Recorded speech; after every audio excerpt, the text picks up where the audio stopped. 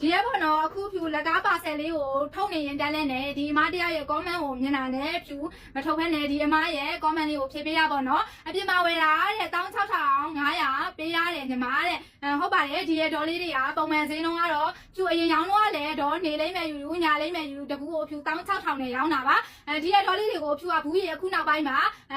ရောင်းလဲတွက်တယ်နော်တောင်းတဲ့ customer တွေတော်တော်များများလေဒီရဒေါ်လေးတွေကြိုက်တာအတွက်ဖြူကဒီရဒေါ်လေးတွေကိုဘူးရတွေအများကြီးချင်းနဲ့နောက်တစ်ခုကဖြူရဲ့ customer အဟောင်းလေးတွေရောနောက်ထပ် customer အသစ်လေးတွေကိုအတွက်ကိုဖြူကလက်ဆောင်ပေးချင်တာအနေနဲ့ဖြူရဲ့အမျက်ထဲကနေပြီးတော့ဖြူရဲ့အမျက်ကိုရှော့ယူပြီးတော့ဖြူရဲ့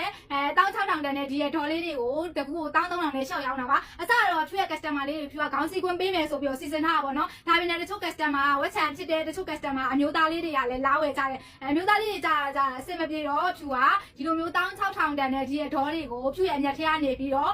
13000နဲ့ရှော့ရောင်းတာဖြစ်ပါတယ်ဖြူရဲ့အမျက်ကိုနည်းနည်းလေးယူပြီးတော့ customer တွေအဆင်ပြေဖို့ဖြူကလက်ဆောင်ပေးတာဖြစ်ပါတယ်ဒီရဲ့ဒေါ်လေးတွေကပုံမှန်ဈေးနှုန်းကတော့16000ပဲရှိတာပါဒါပေမဲ့ဖြူရဲ့အမျက်ကိုရှော့ယူပြီးတော့ဖြူရဲ့ customer လေးတွေကိုဖုံးပေထည့်ပေးတဲ့အနေနဲ့13000နဲ့ရောင်းချပေးတာဖြစ်ပါတယ်ရှင်